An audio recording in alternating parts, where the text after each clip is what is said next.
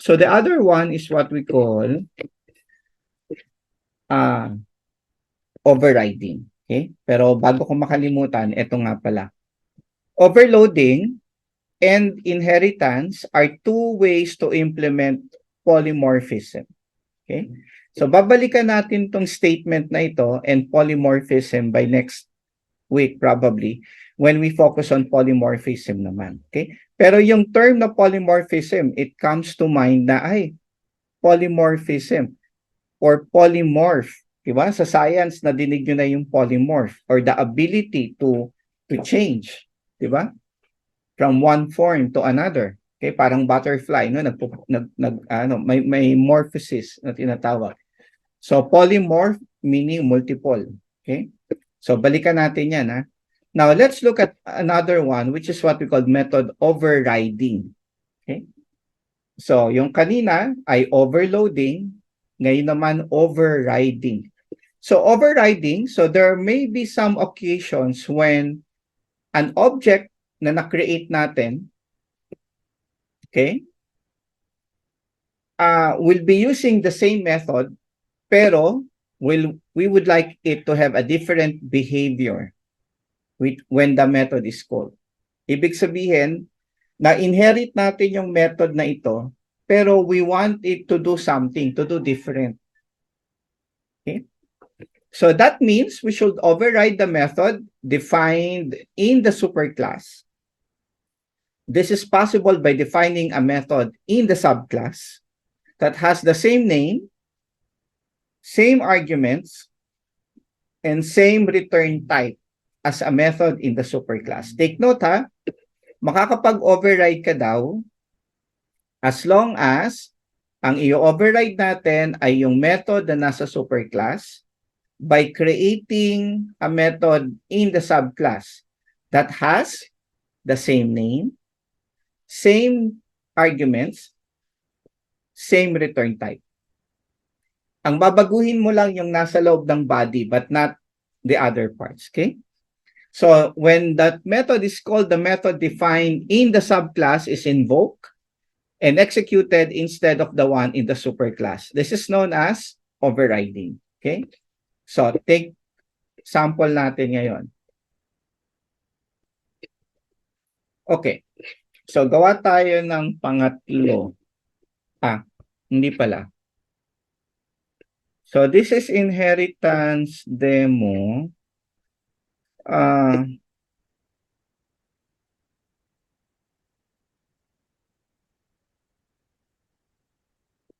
Okay. So this one is overloading. Okay? So naglagay tayo dito, no? Overloading yan. Okay? Etong dalawa. Now, this time mag-override tayo. So matatandaan nyo that we have here a set name. Okay?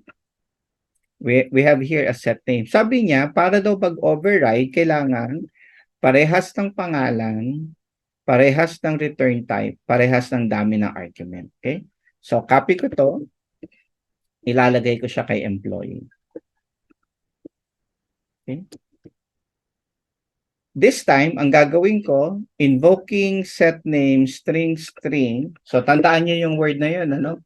So, yan ay makikita natin kay person. Okay? Ito, lagay natin invoking employee. Employee 1. Set name string. Okay? Or paano ba? Ganyan. Sige, ganun na lang. Okay. So, para alam natin na ito yung tinatawag. Okay? So, just to show you how overriding happens. Okay? So, this is overriding. Okay. So, minodify natin si inheritance 2 but we did not modify this one. Okay. Kulang ako. May set name pala ako dito. No? Sige. Modify natin to. LF. Yan. Okay. So, we compile the same. So, Java inheritance 2 demo, and we also compile the other Java inheritance 2. Okay. Now, we run. Java inheritance demo. Okay? Enter last name. Okay? So, ano naman, Salvador. Si Don, kunyari. Mapansin nyo, invoking employee 1, set name, string. So, tinawag na natin yung ating yung ating modified. Okay? Enter occupation, nurse, 15,000. Okay. So, nakuha. Overriding. Okay? In this case, nakita nyo, tinawag na natin yung ating ginawang override method.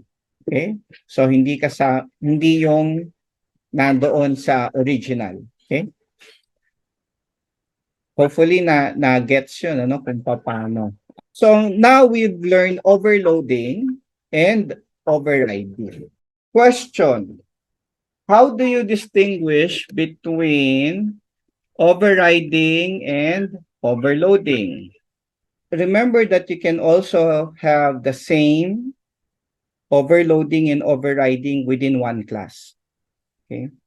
Hindi lang natin pinakita kanina, pero po pwede na magkaroon ng overriding and overloading in one class. So, pero paano nyo malalaman na overloading yung ginagawa nyo? O kaya overriding yung ginagawa nyo? Okay, may sumagot na dito. Pag overloading, pwede ring different behavior. Okay?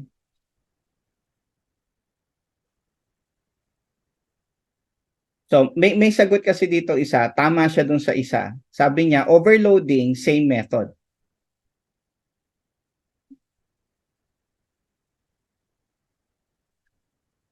Although, ang problema ko, kasi yung pinakita ko kanina, almost the same yung ginagawa, no? Pero kasi pag overloading, pwede kasing iba rin yung body.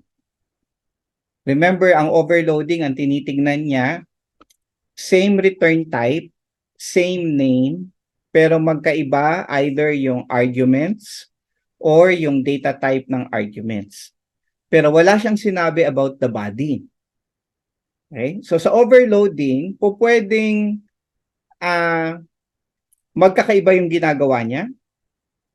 Same yung pangalan, same return type, iba-iba yung arguments o data type, pero pwedeng magkaiba-iba rin yung ginagawa ng method. Okay? Pero overloading siya. Ang tanong ko, hindi ko alam kung paano ko na itanong last time eh. How will you know na yung ginagawa nyo ay overloading? How will you know na siya ay overriding? Okay, so may isang sagot dito.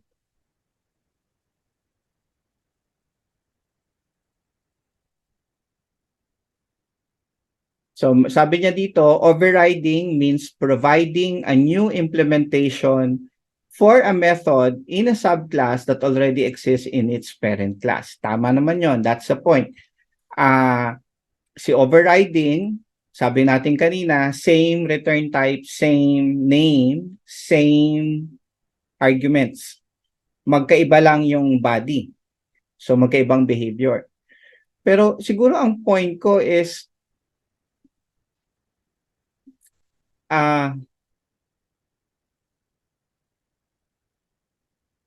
kailan nangyayari si override? Kailan nangyayari? Paano ba? Sige, ito na yung sagot. Sabihin ko na lang. Pag overloading, it happens within the same class. Okay? If you're doing overloading, you are doing that within the same class. Okay? Paano within the same class? Dapat yung method is within the same class. Then you can overload. Si override, kailangan may superclass, may subclass, may dalawang class. Okay? Nag-exist sa superclass, minomodify mo kay subclass. Nakuha. Okay. So again, may mga pagkakataon that you will be overriding, no? Kasi may gusto kang behavior, gusto mong mamana na ma-inherit, pero meron kang ibang paraan ng pag-compute probably o ng ibang paraan to implement it. Okay?